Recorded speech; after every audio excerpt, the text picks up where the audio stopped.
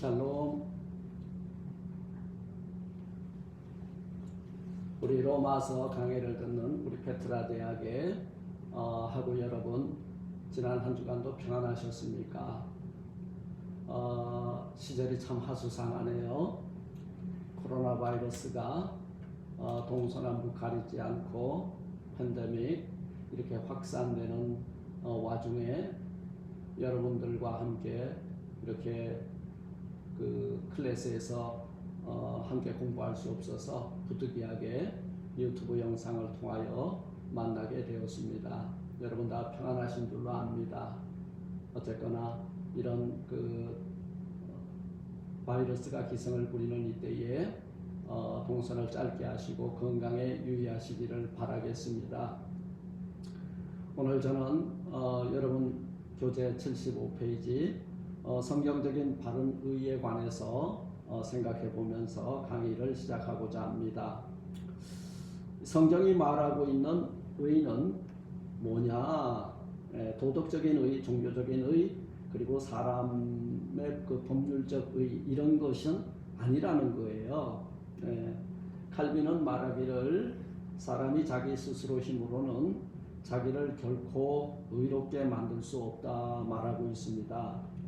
그러므로 사람이 하나님 앞에서는 어떤 것으로도 의로워질 수 없다는 전적 타락 상태를 말하고 있습니다.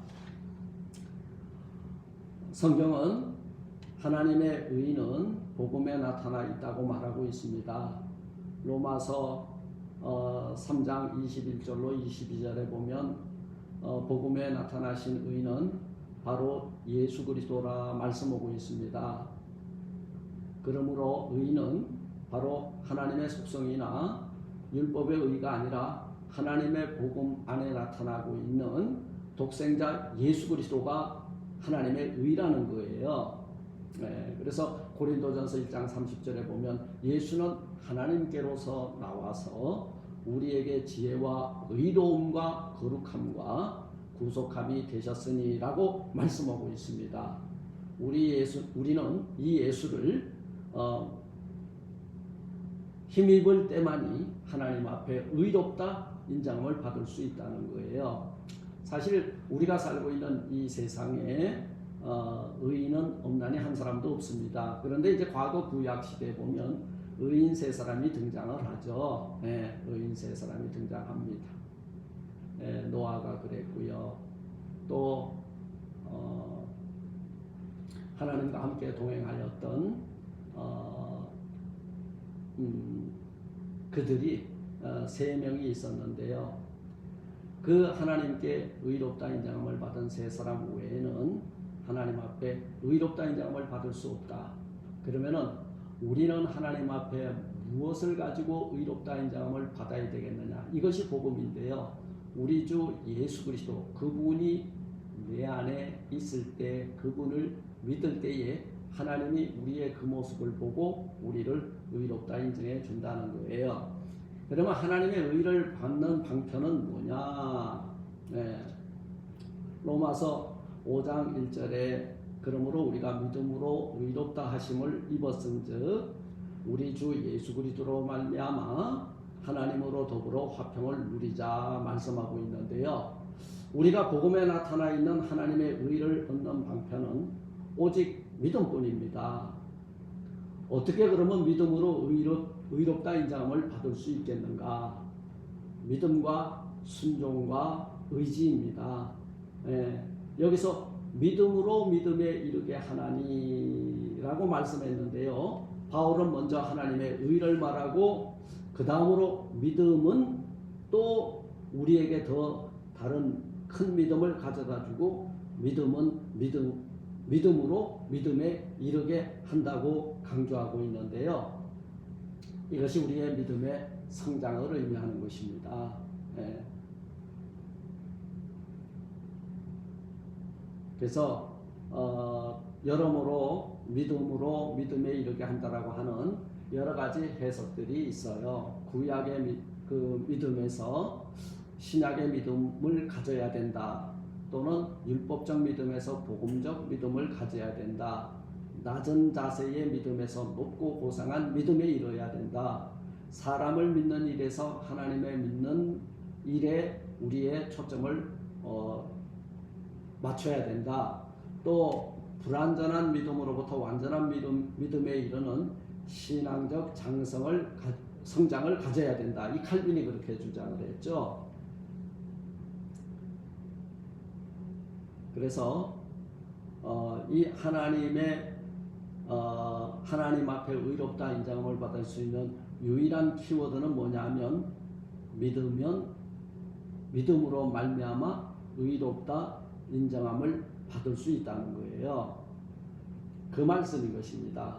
이 믿음이 어디에서 온 거냐 하면 에베소서 2장 8절에 말씀했잖아요. 이 믿음은 하나님의 선물이다. 이렇게 말씀하고 있습니다. 이 믿음만 아니라 의도, 구원도 모두 하나님의 선물이라는 거예요. 그런 거로 우리의 구원은 어디까지나 하나님의 주권에 있다는 거예요. 그러면 하나님의 주권은 또 뭐냐? 우리 칼빈주의를 따르는 장로교의 교리에 5대 교리가 있습니다. 그 칼빈의 5대 교리에 보면 인간은 전적으로 타락했죠. 예. 우리 첫사람 아담이 우리에게 가져다 준 게 뭐예요? 죄를 범하였으며 하나님의 영광이 이루지 못하고 에덴에서 쫓겨나게 되었죠. 전적 타락입니다. 예. 개인 우리의 믿음 그 조상인 아담과 하와가 타락함으로 그 아담의 원죄가 우리에게 유전이 된 거예요. 그래서 인류 전체가 타락 속에 빠져 있다는 거죠. 두 번째가 뭐예요? 무조건 선택입니다. unconditional election. 무조건 선택입니다. 우리에게 어떤 공로가 있어서가 아니에요. 우리 선행이 있어서가 아니고 우리에게 어떤 그 잘남과 못남이 있어서가 아니라 하나님의 주권으로 우리의 아무런 공로가 없지만 무조건 우리를 선택해 줬다는 거예요. 그런데 이 선택 가운데에 제한적 선택이 있다는 것입니다. 제한적 속죄. 누구에게는 죄사함을 받느냐 하면 택자는 죄사함을 받고 구원을 받고, 그리고 불택자들에게는 이 속죄로부터 자유롭지 못하는 거예요. 죄사함을 받지 못한다는 거죠. 그래서 limited atonement 그래요. 제한적 속죄. 여러분들이 오늘 하나님을 믿고 하나님의 은혜 가운데 사는 것은 얼마나 감사한 일인지 모르겠습니다. 그리고 이제 저항할 수 없는 은혜가 네 번째인데요. 사람이 하나님의 은혜를, 하나님의 은사를 거부할 수 있느냐? 거부할 수 없다는 거예요. 하나님이 너는 내 거라고 딱 인을 치시면요, 그냥 강권적으로 우리를 하나님의 자녀로 삼아주시고, 그리고 거부할 수 없는 은혜를 부어주셔서 저항할 수 없는 irresistible grace라 그러죠. 저항할 수 없는 은혜로 저와 여러분들을 붙들어서 하나님의 자녀 삼아줬다는 거예요. 그리고 택자의 그 궁극적 구원, 성도의 견인이라고 하는데요. 하나님이 만세전에 우리를 택하시고 우리의 죄와 허물을 사하여 주시고 우리가 죄를 범하여 하나님의 영광에 이르지 못하였지만 우리는 하나님의 특별한 택한 백성이 되어서 거부할 수 있는 이 하나님의 어메이징 그레이스 속에 들어가서 우리를 끝까지 보존하시고 우리를 끝까지 이끌어서 천국에 들어가도록 이끌어 주신다는 거예요. 이게 성도의 견인입니다. 택자는 결코 구원의 바늘에서 떨어져 나가지 않고 반드시 천국에 들어간다는 이야기입니다. 그러면 우리가 믿음으로 말미암아 의롭다 인정함을 받고 의롭다 인정함을 받은 자들에게 구원을 베풀어 주시는데요. 신학적으로 구원의 순서를 한번 생각해 보길 원해요. 그게 구원의 서정이라고 합니다. 구원의 서정이 78페이지 아래로부터 79페이지 나와 있는데 하나님의 주권적 섭리가 우리에게 있다는 거예요. 그 섭리라는 게 오묘하죠. 그 계획과 그 뜻과 그 이치를 우리는 헤아릴 길이 없어요. 그래서 우리 하나님의 은혜를 어메이징 그레이스라 그러죠. 하나님의 주권적 섭리하에 하나님의 예정 가운데서 나를 지명하여 부르시고 택하시고 부르시고 나를 우리 주 예수 그리스도를 믿는 그 믿음. 그래서 우리 예수 그리스도를 믿는 믿음 안에서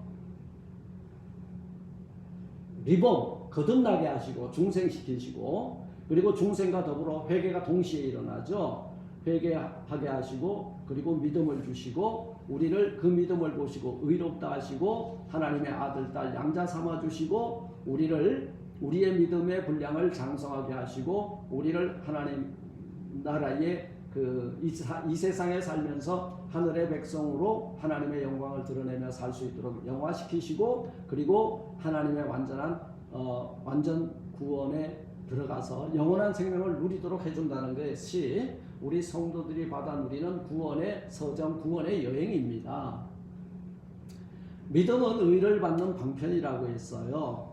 이 믿음이란 무엇이기에 의롭다 인정함을 받을 수 있겠는가?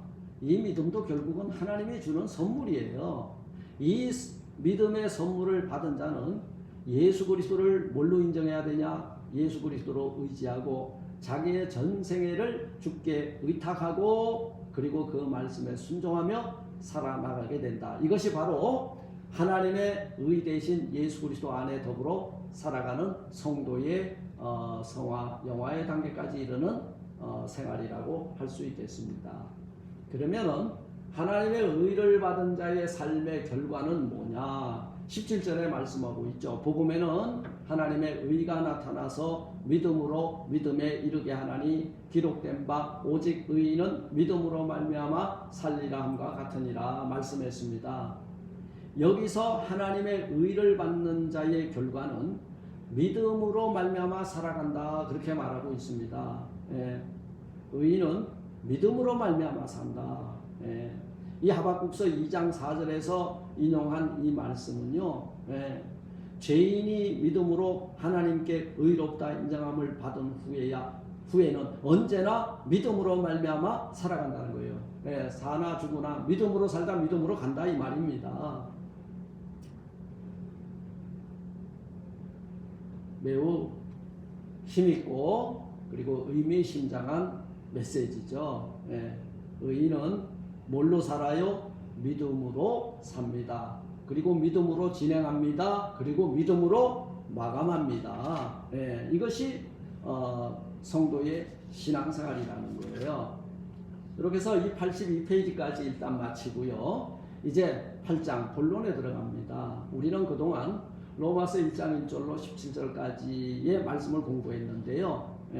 이 로마서 1장 1절로 17절까지는 사실은 서론입니다. 서론. 이제 또는 복음론이라고도 그래요. 1장 1절에서 이 17절까지가 복음이 무엇인가에 대해서 우리에게 강조해주고 있습니다. 그리고 이 로마서 1장 1절로 17절은 서론 복음론일 뿐만 아니라 1장에 대한 서론뿐만 아니라 로마서 전체의 서론이기도 합니다. 바울은 이 서론에서 복음을 전하는 사도의 입장을 설명했고, 복음의 내용을 설명했고, 복음의 선물이 무엇인지 우리에게 알려줬고, 복음을 받은 로마 사람과의 관계를 설명했고, 복음의 성격을 설명하고 있는데요. 이 복음의 성격은 바로 로마서의 제목이고 대의이기도 한 것입니다. 그리고 이 로마서 1장 1절로 17절까지가 서론이라면, 여러분 여기서 1장 1절로 17절까지를 제목으로 붙여본다면 이신칭이라고 아마 저는 붙여볼 수 있을 것이라고 생각합니다. 우리는 이 복음의 성격에서 세 가지로 공부했는데요. 이 복음은 어떤 거냐? 사도 바울은 이 복음에 대해서 전혀 부끄럽지 않은 복음, 둘째 하나님의 능력이신 복음, 셋째는 하나님의 의가 나타나 있는 복음. 그럼 부끄럽지 않는 복음, 왜요? 내가 구원받은 복음이니까.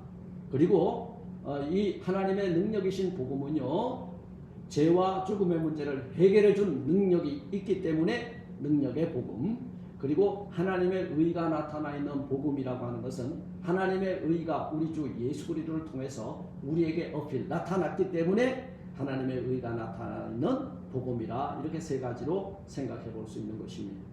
이제 본론에 들어가는데요.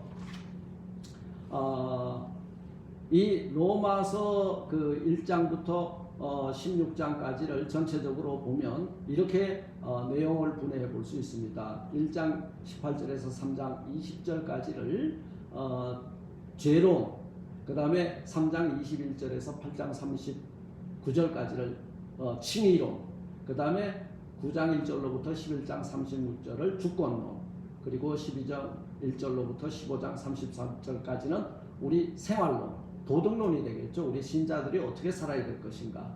그리고 15장 14절에서 16장 27까지를 결론과 인사로 마감을 하게 되는 것을 보게 됩니다. 9장 이방인의 죄악입니다. 1장 18절에서 32절을 여러분 한번 읽어보시고 이 강의를 계속 진행해 주시기를 바랍니다. 따라와 주시기 바랍니다.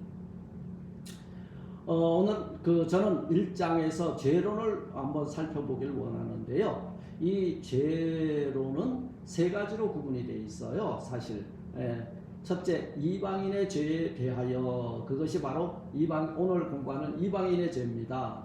그리고 두 번째는 2장 1절로 29절까지가 유대인의 죄, 세 번째는 천하 만민의 죄에 대해서 3장 1절로 20절까지 기록하고 있습니다.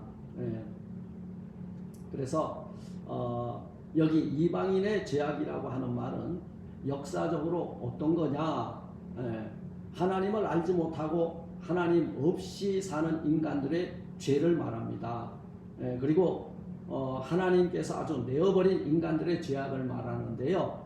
그 불택자같이 보이지만 그 가운데서도 하나님의 예정과 구원의 섭리 가운데 있는 사람들에게는 이 복음이 전파가 되므로 그들이 이 복음의 소식을 듣고 이 복음을 받아들임으로 구원을 받을 수 있다는 거죠. 그래서 우리는 천하 만민들에게 이 복음을 전하여서 이렇게 하나님의 은혜 보좌 앞으로 저희들을 초청하는 것이 우리가 감당해야 되는 몫인 줄로 압니다. 사도 바울은 본론을 서술함에 있어서 먼저 죄론을 취급하게 되었는데요. 그 이유가 어디 있겠는가? 이는 복음의 가치가 하나님의 의가 얼마나 필요하고 귀중하다는 것을 설명하기 위한 전제라는 거예요. 여러분, 우리가 병이 들었으면 의사나 약이 필요하잖아요. 그리고 너무 중병이 들었는데 의사와 그 적당한 처방을 받아서 낫게 되면요, 어떻게 돼요? 야, 이게 아주 명이라고 우리는 손가락을 치켜 들을 거예요. 인간이 그 죄악에서만이 복음의 가치와 하나님의 의의 기중성을 깨닫게 되기 때문에 이방인의 죄에서 먼저 죄에 대해서 이게 고발을 하는 거예요. 너희가 죄가 뭐냐? 그래서 여기 이방인의 죄를 크게 세 가지로 구분해서 말하고 있는데요. 첫째, 18절에서 20절까지 불의한 죄다. 그리고 21절로 23절 하나님을 내어버린 죄다. 24절로부터 32절은 하나님에게 버림받은 죄다. 여러분, 저는 이 1장 18절에서 32절까지를 어찌 보면 아담과 하와가 살고 있었던 그 에덴 동산으로 올라갑니다. 하나님께서 금지했잖아요. 먹지 말라, 먹으면 정령 죽으리라. 그런데 그 말씀에 불순종이 죄가 들어왔잖아요. 그러면 불순종이 어떻게 들어왔냐면 하나님의 말씀을 따르지 아니하고 오히려 그 타락한 천사의 말을 우선함으로 말미암아 하나님을 내어버린 죄가 됩니다. 그때 하나님을 내어버린 자들에게 어떤 징계가 임했냐면 하나님에게 버림받는 죄. 그래서 에덴에서 더 이상 살지 못하고 쫓겨났다는 거죠. 이와 같이 이방인의 죄상을 크게 세 가지로 구분해서 나누어 봤는데요. 첫째, 불의한 죄입니다. 불의한 죄. 사도 바울은 이방인의 죄를 논함에 있어서 먼저 불의한 죄를 지적을 합니다. 불의란 뭐예요? 의롭지 못한 행동이거든요. 하나님하고 우리하고의 그 관계가 뭐예요? 아담에게 다 해라 그 말이에요. 그런데 이것만은 하지 말자. 사실은 하나님과 비정상적인 관계가 형성이 됐다는 거죠. 사실은 하나님이 우리 인생을 지을 때 우리 당신의 형상과 모양대로 우리를 지으셨는데 하나님하고 커뮤니케이션 하도록 돼 있었거든요. 근데 이 커뮤니케이션에 문제가 생겼어요. 그래서 하나님하고 우리하고 사이클이 달라지고 주파수가 달라짐으로 말미암아 이제는 거짓 정보가 들어오죠. 현대 사회가 지금 가장 힘들고 어려운 게 뭐예요? 거짓 뉴스잖아요. 이 거짓 뉴스를 전하는 자가 누구냐면 적그리스도고 그 다음에 사탄 마귀들입니다. 이 사탄 마귀를 따라가다 보니까 하나님 앞에 정상적인 관계에서 끊어지고 사탄하고 접속을 하다 보니까 이것이 불의한 죄라는 거예요. 이 불의한 죄는 뭐냐? 하나님의 진노를 받을 죄다. 그러면 하나님의 진노 받았죠. 뭘 받았어요? 내가 먹지 말라는 열매를 먹었느냐? 누가 너를 벗은 것을 알게 하였느냐? 예.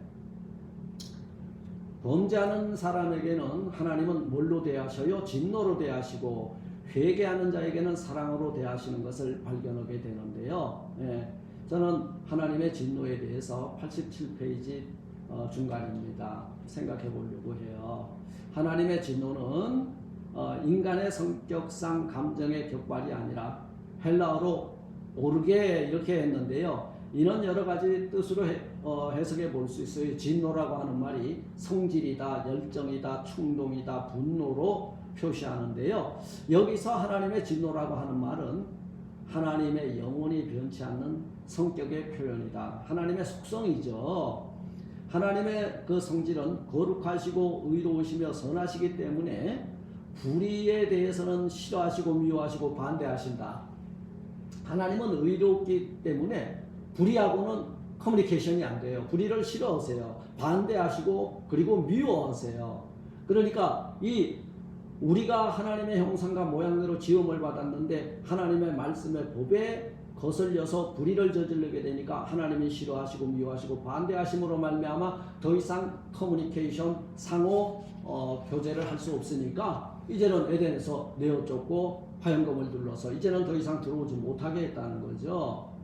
여기서 하나님의 진노는 하늘에서 쫓아 나타난다고 말씀하고 있고요. 그 하나님의 진노는 여러 가지로 나타나는데 첫째 초자연적 재앙, 홍수, 그 다음에 불재앙, 천재지변, 흉년, 지진, 역병 이런 것들 지금 우리가 어찌 보면 코로나 바이러스로 고통을 당하고 있는데 이런 것들이 하나님의 진노의 그 진노, 초자연적인 재앙이 아닌가. 사실은 이 자연은 하나님께서 창조하시고 우리에게 생육하고 번성하고 다스리라고 우리에게 맡겨줬거든요.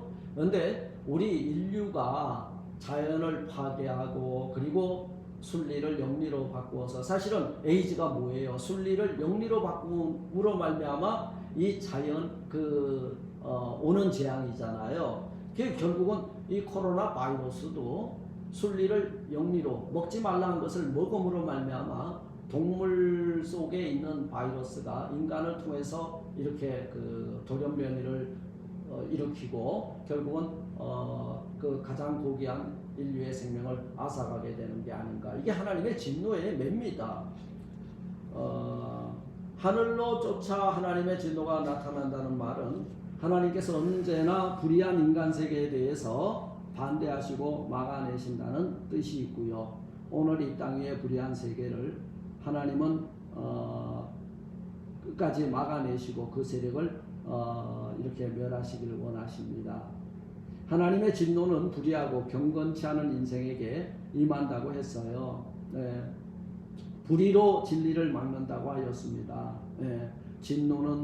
하나님의 진노는 불의하고 경건치 않은 인생에게 임한다. 네. 이는 뭐예요? 우리의 불의는 하나님의 진노를 끌어들이는 행위다 이 말이에요. 그러면 여기서 경건치 않은 자들이라 그랬는데요. 경건은 뭐예요?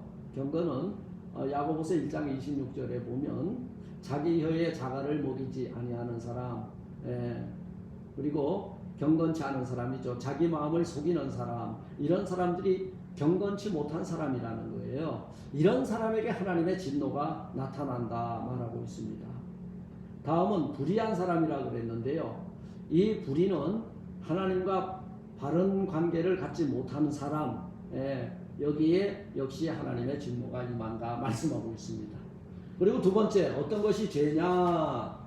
불의한 죄 속에서 하나님의 진노를 받을 죄, 그 다음에 하나님을 알지 못하는 죄라고 로마서 1장 19절로 20절은 말씀하죠. 바울은 이방인의 죄를 논하면서 제일 첫 번째로 취급한 죄는 하나님을 알지 못하는 죄라 말하고 있습니다. 여러분 우리 죄 중에서 가장 큰 죄는 하나님을 모르는 죄입니다. 믿지 않는 불신자들이나 세상 사람들에게는 그게 무슨 큰 죄냐? 이 죄에 대해 사람들은 이렇게 반론을 제기할 거예요. 사실은 일반 세상의 사람들은 죄에 대해서 이야기를 해보면요, 아니 내가 법률상 죄가 없다는 거예요. 살인을 했냐, 강도를 했냐, 절도를 했냐, 내가 남의 것을 그 사기를 쳤냐, 방화를 했냐, 뭐 이렇게 말해요. 그리고 도덕상의 그 죄의 잣대를 갖다 대지 말라. 내가 불효를 했냐, 배은을 했냐, 뭐 아니면은 서로 불화를 했느냐. 그리고 양심의 죄, 이는 법적으로나 도덕상으로 드러난 정죄받는 죄가 아니라 양심, 자기 스스로 양심의 가책을 느끼는 그런 죄. 그렇죠. 그래서 우리가 하다 보면 아마 우리가 자식이 부모님에게 유산을 좀 물려받고 싶었는데 안 물려주니까 자식이 미국에 유학하고 있다가 한국에 몰래 들어가서 도박 자금을 달라 하는데 사실은 유학비겠죠. 안 내어주니까 어떻게 했어요? 살인하고 방화를 해가지고 지 부모를 죽였죠. 그래놓고 태연하게 거짓 연기합니다. 나는 아버지 돌아가셔서 집안이 다 타고 아주 슬프다고 울지만 이게요. 이것이 그런데 많은 사람들은 그에게 동정의 표를 보내죠. 그런데 자신의 양심은 이것을 알고 있다는 말씀이에요.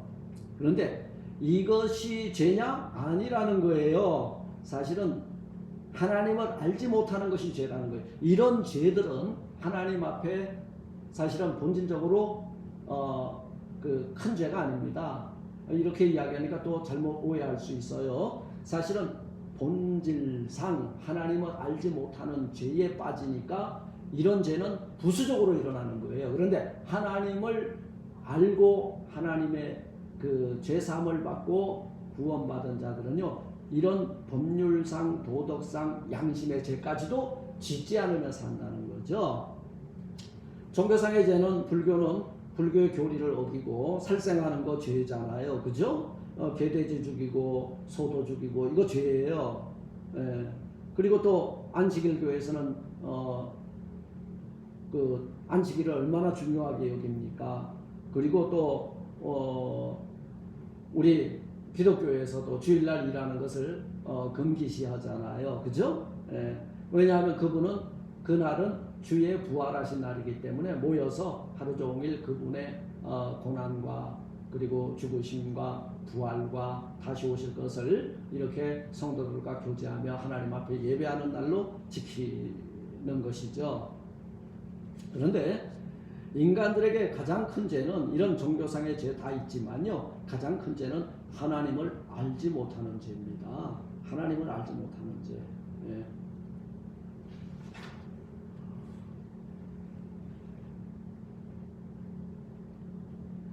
그리고 두 번째 저는 하나님을 버린 죄에 대해서 91페이지 살펴보고자 합니다.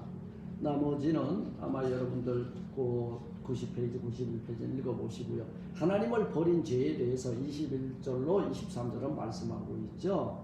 하나님을 버렸다. 이거 배도죠. 어찌 보면 반역입니다. 이방인의 죄 중에서 두 번째가 뭐냐? 큰 죄는 인생이 하나님을 배반하고 반역한 죄다. 이거는 적극적인 죄라죠. 하나님을 알지 못하는 죄는 소극적 죄예요.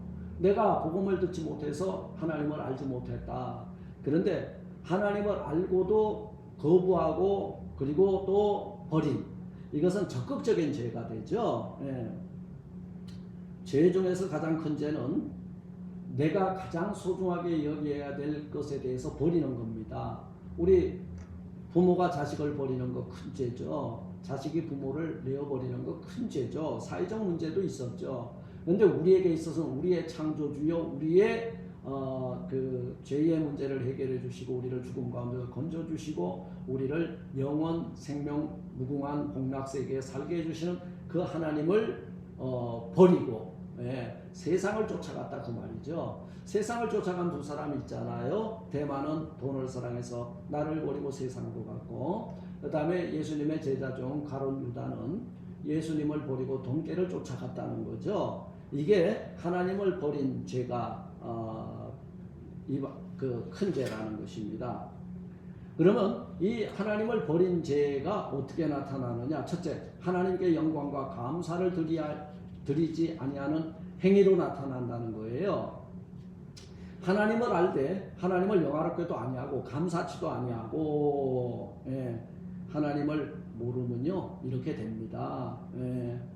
여기서 보면 하나님을 모르는 것은 아니에요. 그러나 하나님을 알긴 알지만은 이 하나님께 영광과 감사를 드리지 아니하는 것, 그것이 바로 하나님을 버리고 살아가는 인생의 죄악이라는 것입니다. 이사야 선지자는 이 점에 대해서 이사야서 1장 3절에서 말씀하잖아요. 소는 그 임자를 알고 소가 여물을 주는 그 임자를 안다는 거예요. 나귀는 자기를 비바람을 피할 수 있는 구유를 마련해 준 주인을 안다는 거예요. 그러나 이스라엘은 알지 못하고 나의 백성은 깨닫지 못하는도다 말씀해죠. 이사야서 1장 3절에서 소와 나귀는, 그래서 소는 열심히 밭을 갈고 나귀는 그 임자의 무거운 짐을 지고 가는 거예요. 이것이 소가 나귀가 주인에게 충성하는 거죠. 그런데 우리는 우리 인생에 수고하고 무거운 짐을 지고 가시는 우리 주님을 알긴 한다마는 그분 앞에 감사치 않고 그리고 예배하지 않는 이것이 큰 죄라는 것입니다. 그리고 이제 여기서 영화롭게도 하지 아니하였다 이 말은요, 하나님을 영화롭게 하는 것이 뭐예요? 하나님을 영화롭게 한다, 감사하고 영광을 돌린다 이 말은 예배예요. 영화롭게 한다는 것은요, 영화롭게 한다는 것은 그 말씀을 아멘 받는 겁니다. 그래서 사무엘 선지자가 뭐라 그랬어요? 사울에게 순종이 제사보다 낫다 했잖아요. 순종하는 거예요. 그 말씀을 아멘으로 받는 거예요. 그 아멘으로 받았다 그 말은 말씀이 내게 이루어지고 말씀대로 살겠다고 하는 다짐입니다.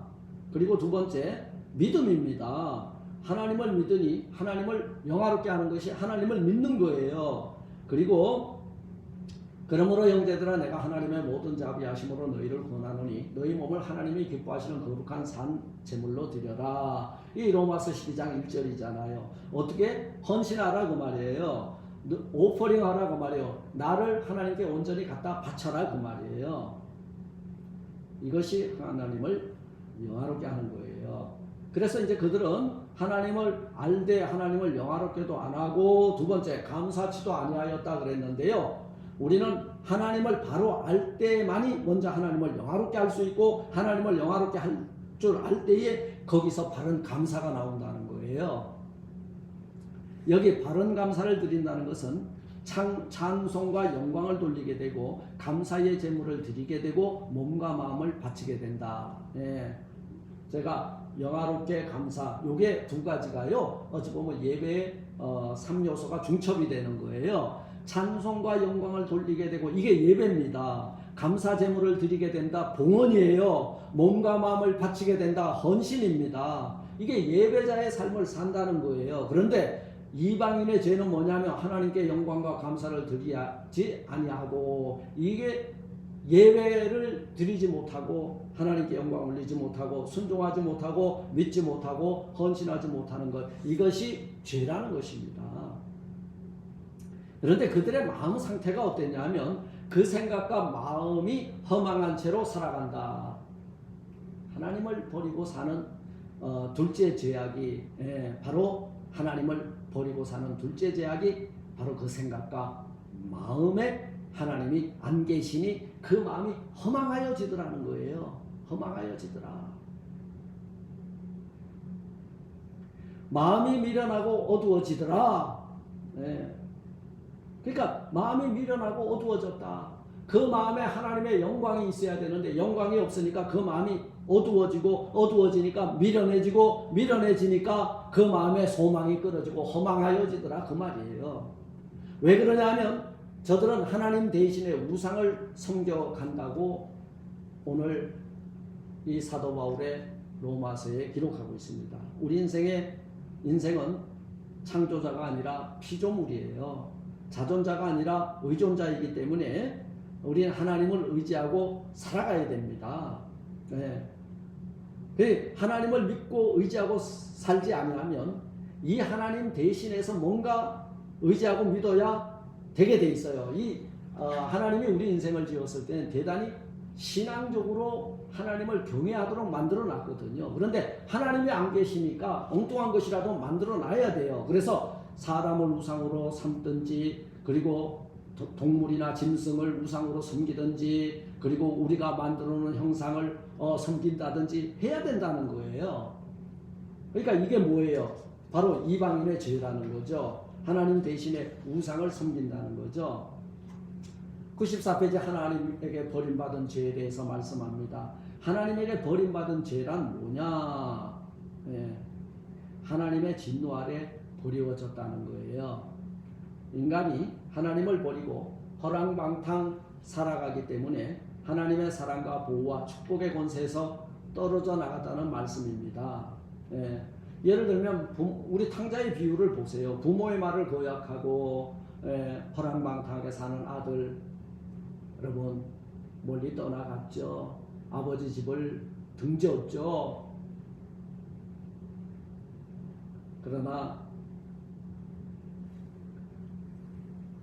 그러니까 하나님을 떠나고 아버지 집을 떠난 그는 어디예요? 바로 세상의 진노 아래 버리워지게 되었다는 사실입니다. 우리 가족에게도 이런 일들이 많이 일어나죠. 부모의 말을 끝까지 거역하고 돈을 가지고 그 허랑방탕 사는 아들 딸들이 있죠. 그 이제 아들 아니다 호적에서 파가지고 내어 쫓겨나기도 하죠. 그래서 의절합니다. 단절합니다. 이 하나님의 진노 아래, 아버지의 진노 아래 버리워진 자식이라는 거예요. 두 번째, 하나님의 형벌 아래 버림받았다는 뜻이 있습니다. 그곳은 뭐예요? 하나님의 사랑과 은혜가 축복이 하나도 없는 곳이에요. 여러분, 형벌 아래 버림받았다. 이건 영원 지옥 형벌을 의미하는 것입니다. 예. 그곳은 형벌만 있지 은혜와 안식과 축복이 없는 곳이에요. 그리고 그 자리가 바로 이성과 양심 없이 육체 정욕대로 사는 자리입니다. 우리가 이 세상을 살면서 천국을 살고 지옥을 사느냐 우리의 결정인데요. 예. 사도 바울은 하나님께 버림받은 죄에 대해서 세 가지로 설명을 해주고 있습니다. 뭐예요? 더러운 정욕에 버림받은 죄, 부끄러운 욕심에 버림받은 죄, 상실한 마음대로 버림받은 죄. 예. 더러운 정욕에 버림받은 죄가 뭡니까? 마음의 정욕, 육신의 정욕, 안목의 정욕, 그죠? 여기서 정욕이라고 하는 말은 인간의 오욕칠정이에요. 우리는 내가 화낼 때 화내고, 그 다음에 슬퍼할 때 슬퍼하고, 사랑할 때 사랑하고 싶고, 그런데 이 오욕의 칠정을 내가 컨트롤하는 것이 아니라 하나님의 은혜 아래서 컨트롤이 되면 우리는 하나님의 법대로 사는 자들이에요. 그런데 하나님이 안 계시면 이방인의 그 죄악이 뭐냐면 이게 오욕칠정에 사로잡혀서 육신의 정욕, 안목의 정욕, 이생의 자랑을 따라가더라 그 말이죠. 예. 그것이 바로 더러운 정욕에 버림받은 죄라는 것입니다. 예. 그러면 96페이지죠. 마음의 정욕대로 사는 결과는 뭐냐? 몸을 서로 욕되게 한다 말하고 있습니다. 예. 몸은 마음의 그릇, 마음의 도구, 그리고 하나님께로부터 받은 축복과 은혜의 선물입니다. 그런데 우리 몸을 욕되게 하는 것이 죄가 되죠. 예. 우리가 이 순리를 바꿔서 영리로 쓰는 이런 더러운 데에 내 몸과 마음을 갖다 버리게 되는 이것이 이방인의 죄악의 결과죠. 그리고 하나님의 진리를 거짓으로 바꾼다고 하였습니다. 바꾸죠. 에레미야서 선지자는 에레미야서 17장 9절에서 만물보다 거짓되고 심히 부패한 것은 인간의 마음이라 했습니다. 그러므로 마음의 정욕대로 사는 사람은 그 마음 속에 참되신 하나님을 버리고 거짓된 자기 자신의 육신의 정욕과 안목의 좀 이생의 자랑을 우상으로 삼고 살아간다는 거예요. 그러면 마음의 정욕대로 사는 결과는 뭐냐? 조물주보다 창조주 하나님보다 피조물을 경배하며 산다, 이렇게 말하고 있습니다. 여러분, 이게 창세기 1장 28절에 보면 뭐라 그랬어요? 바다의 고기와 공중의 새와 땅에 움직이는 모든 생물을 다스려라 했습니다. 그런데 이 다스림의 대상인 이런 뱀, 나무, 바위 이런 것들을 만들어 놓고 그 앞에 여러분 하나님께 예배 드려야 될 자들이 창조주 하나님보다 피조물을 경배하는 이런 어리석음에 빠져 있는 것이 뭐냐? 이방인의 죄다 그 말이에요. 우리 한국민들도 어땠습니까? 바로 장독대 신도 있었고 선앙단 신도 있었고 그리고 뒷동산 신도 있었고 호랭이 신도 있었고 별게 다 있었죠. 이것이 바로 이방인들의 죄라는 거예요. 창조주 하나님보다도 피조물을 신격화해가지고 섬겼다는 거죠. 이방인으로서 우리도 하나님께 버림받았었던 때에 이렇게 살아왔죠.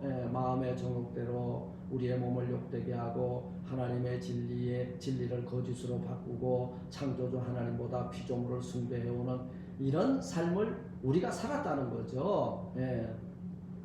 그러나 이제는 복음으로 부르심을 받아 보혈로 구속받아 우리 마음속에 주 예수 그리스도와 성령을 모시고 우리의 몸을 거룩한 상제물로 드리고 거짓 것은 버리고 피조물은 지배하면서 바로 우리 주 예수 그리스도 앞에 예배자로 서는 것이 우리의 죄악을 등지고 죄는 회개하고 우리 주님이 우리에게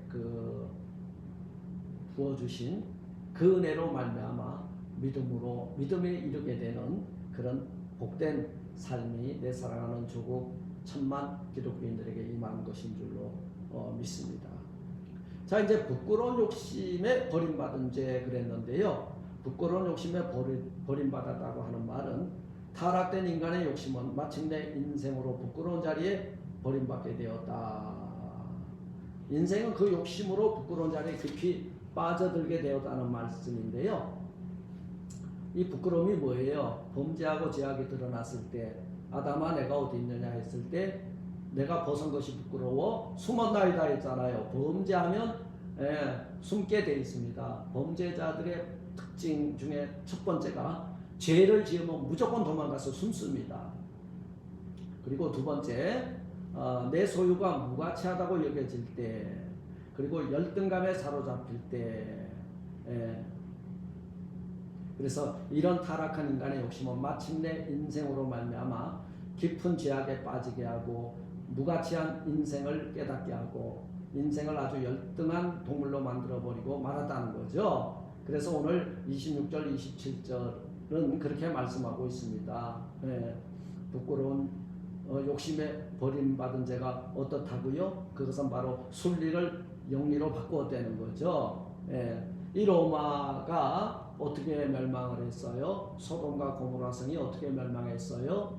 유황불이 내렸죠. 그리고 로마가 세계를 지배하던 그때에 이 소돔과 고모라 성하고 로마가 공통점이 하나 있었습니다. 순리를 영리로 바꾸어 남녀는 순리예요. 그런데 남과 남자는 영리고 여자끼리는 영리입니다. 그래서 사도 바울은 순리를 영리로 교환한 점을 지적할 때 여인들이 순리를 영리로 교환했고 남자들도 그랬다라고 지적을 하고 있습니다. 성경에 나타나 있는 여러분 우리 남과 여가 만나서 둘이 연합하여 한 몸을 이루는 것은 하나님이 우리에게 베풀어 주신 은혜요 축복입니다. 이 최초의 우리 인생들에게 베풀어 주신 축복이죠. 그리고 두 번째는 종족 번식의 방편으로 하나님이 허용하신 법칙이고요. 생육하고 번성하라고 했잖아요. 경건한 자녀를 위한 하나님의 섭리라고 말라기서 2장 15절 말씀하고 있습니다.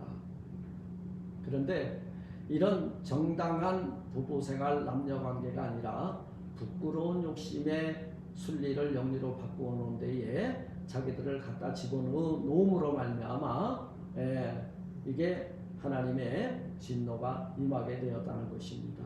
그 하나님의 진노가 임하기 전에 이 도성의 의인 5만 이게 뭐예요? 순리를 순리대로 쓰고 또 영리를 물리칠 수 있는 사람들이 하나님께 의롭다 인정함을 받은 사람들의 모습이겠죠. 네.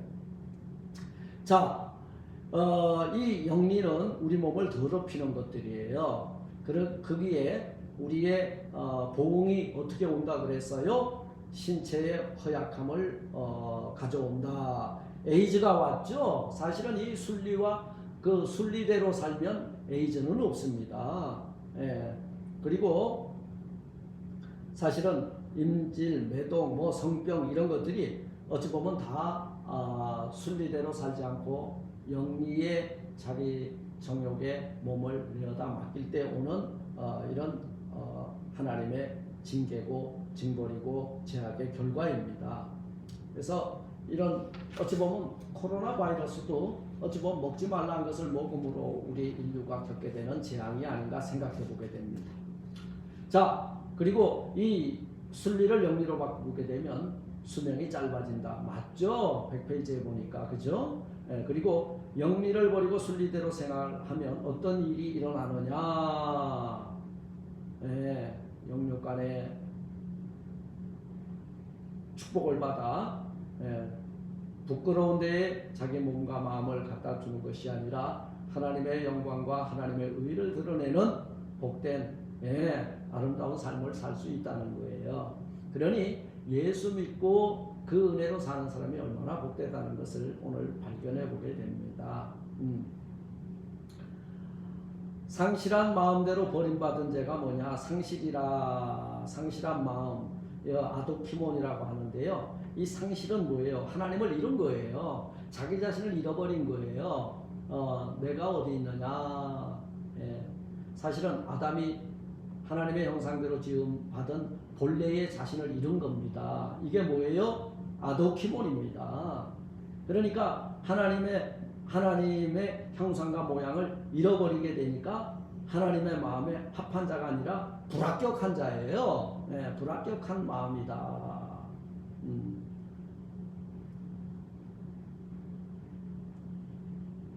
그래서 다윗을 보시고는 하나님이 뭐라 그랬어요? 내 마음에 합한 사람이다. 우리는 상실한 마음에서 하나님의 형상을 회복해서 내 마음에 하나님의 마음에 합한 사람으로 살아간다는 게 얼마나 가치 있는 삶인지 모르겠습니다. 101페이지 보니까요. 상실한 마음의 결과들이 뭐예요? 버려진다는 거죠.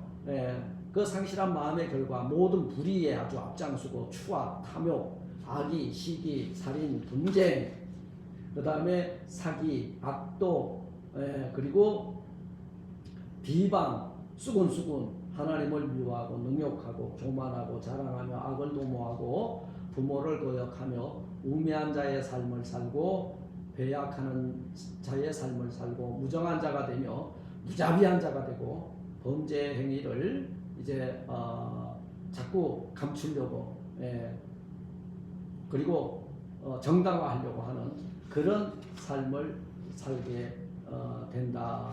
오늘 말씀하고 있습니다. 오늘은 여기까지 하겠고요. 우리 사랑하는 페트라 대학 우리 학우 여러분 한 주간도 주 안에서 평안하시고 또 우리 몸과 마음을 잘 살펴서 이런 순리를 받고 영리가 아니라 영리 앞에서 정말 하나님의 말씀에 순종하고 순리대로 사는 복된 여러분들이 되시고 코로나 바이러스가 기승을 부리지만 하나님의 은혜 가운데 건강 유지 잘 하시기를 부탁을 드립니다. 샬롬.